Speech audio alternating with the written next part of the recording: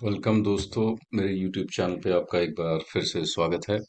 और आज जो रेरा की जजमेंट मैं आप लोगों के लिए लेके आया हूँ उसमें लॉ पॉइंट हम डिस्कस करेंगे। पहला है कि क्या आपकी कन्वेंस डीड होने के बाद आप रेरा की कंप्लेंट या केस कर सकते हैं।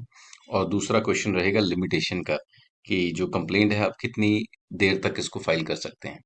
सो ये रेरा गुरुग्राम की रिसेंट जजमेंट आई है और इसमें बिल्डर हैं MRGF। सो अब हम देखेंगे कि कोर्ट ने इस एस्पेक्ट को कैसे डिस्कस किया है और कैसे फिर इस एस्पेक्ट पे फाइंडिंग दी है। सो आइए चलते हैं जजमेंट के ऊपर। सो सबसे पहले जो फैक्ट्स हैं कि सबसे पहली चीज़ है कि ये सब्सीक्वेंट परचेजर थे, इन्होंने आगे किसी से लिया था ये unit. They were not the first purchaser. So subsequent purchase करके इन्होंने एंडोर्समेंट चढ़ाई अपनी और फिर बिल्डर से ट्रांसफर लिया यूनिट को अपने नाम पे। So this is the first aspect. Now 2019 में इनकी जो सेल डीड थी, कन्वेंस डीड कह लो, वो एग्जीक्यूट हो रखी थी। सो कोर्ट ने इसी से सारे फैक्ट्स को लिया है कि चाहे आप सेल डीड कहो चाहे कन्वेंस डीड कहो, ये एक ही चीज है।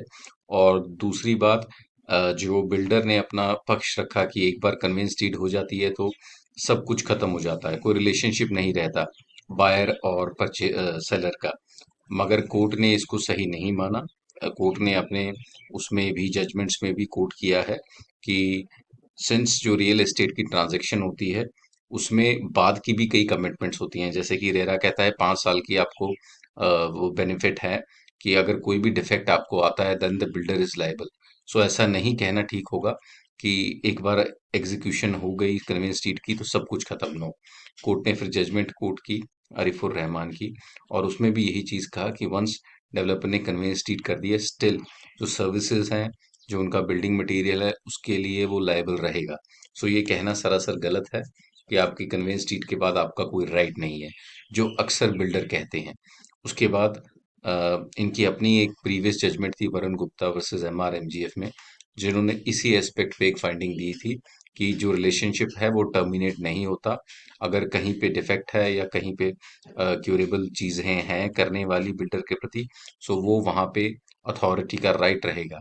तब जाके अथॉरिटी ने ये अगेंस्ट द बिल्डर फाइंडिंग दी कि नो, इवन दो कि कन्वेंस डीड हो रखी है but still you are liable for the delay in possession to the complainant in this case.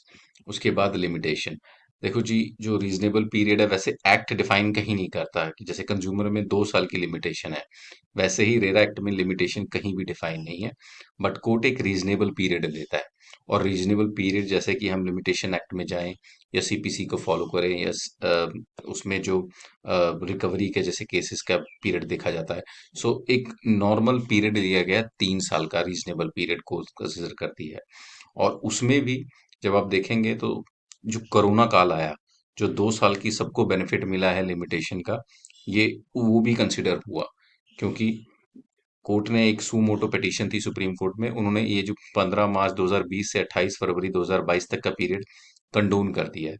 अगर किसी के किसी वजह से भी केस नहीं कल फाइल कर पाए हैं, सो उनको वो बेनिफिट मिलता लिमिटेशन में। तब जाके जब कोर्ट ने ये कंसिडर किया कि 2019 में इनकी कन्वेंस डीड हो गई थी और इन्होंने केस पाया है 2022 में, सो वो 3 साल के लिमिटेशन का रूल वो कोरोना टाइम से हट जाएगा। तब जाके कोर्ट ने इस पिटीशन को लिमिटेशन से बाहर माना और कहा कि यस, ये कंप्लेंट हम सुनेंगे क्योंकि ये लिमिटेशन के अंदर फाइल की गई है। दूसरा जो टिपिकल हर बिल्डर आज के टाइम में एक्सक्यूज लेता है फोर्स मेजर का, कि प्राकृतिक आपदा है या कंस्ट्रक्शन मटेरियल है, बट कोर्ट ने साफ तौर पे कह दिया ये फोर्स मेजर की कंडीशन नहीं है। सो ये टिपिकल एक्सक्यूज सब बिल्डरों का रहता है। बट फिक्र ना करें आप, क्योंकि कोर्ट का जो इस पे व्यू है बड़ा वो क्या कहते हैं कंसिस्टेंट रहा है कि ये फोर्स मेजर नहीं माना जाएगा। उसके बाद कोर्ट ने जब रिलीफ देखा कि कंप्लेनेंट इस केस में क्या मांग रहा है, कंप्लेनेंट ने अपना पोजीशन मांगा और जितना भी डिले हुए उसका पैसा मांगा। सो रेरा की अपनी टर्म्स हैं, रेरा के अपने रूल्स हैं जिसमें इंटरेस्ट डिफाइन किया हुआ है। तो रेरा ने उनका क्लॉज भी कोट कर दिया 14A में, जब तक उनको पोजीशन मिलना था। मगर यहाँ जो देखने वाली चीज है, आपने जब सब्सिक्वेंट परचेजर, जब आपकी एंडोर्समेंट हुई है, आप उस डेट से you will be called as the home buyer और द परचेजर, उससे पहले नहीं। इसमें यही था कि वो सब्सिक्वेंट परचेजर की पैरिटी मांग रहे थे कि मुझे भी सेम इंडिविजुअल जो फर्स्ट परचेजर था वो ट्रीट किया जाए। बट कोर्ट ने मना कर दिया, नहीं, आपकी एंडोर्समेंट 2019 की है, तब से आपको माना जाएगा कि यस, तब आपने ये परचेज किया यूनिट।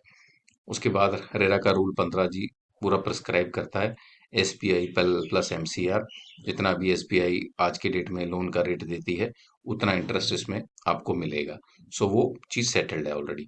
फिर कोर्ट ने अपने ऑर्डर में वो चीज़ को सारा मेंशन किया, और लास्ट में जो टाइमिंग होती है कि किस डेट से किस तक मिलना है, वो कोर्ट ने कंप्यूट कर दिया।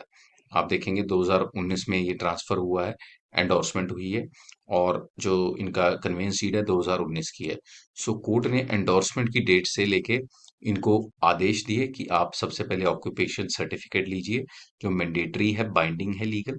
उसके बाद हम आपको टाइम देते हैं, 2 महीने के अंदर आप एक वैलिड लीगल ऑफर पोजीशन का करें। और जितना डिले हो रहा है 2019 से आज तक का, जब तक आप पोजीशन ऑफर करेंगे तब का आपको ब्याज देना है पर मंथ डिले का। Date of offer position plus 2 months और हैंड ओवर पोजीशन।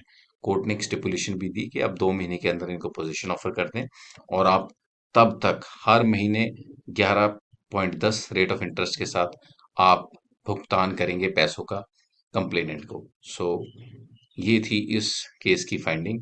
और निर्धारित तौर पे मैं भी कहना चाहूंगा ये बहुत अच्छा फैसला है, क्योंकि कई बार हम किसी जल्दबाजी या कोई भी किसी के सर्कमस्टांसेस होते हैं, पोजीशन हमें लेना पड़ जाता है।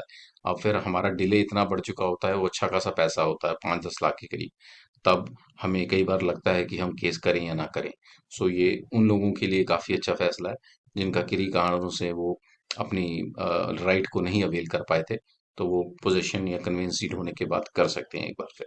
सो होप आप लोगों को ये जजमेंट समझ आई हो। मैं ऐसी वीडियोस बनाता रहूंगा, और मेरे चैनल को लाइक सब्सक्राइब जरूर कीजिए। Thanks for watching. Thank you.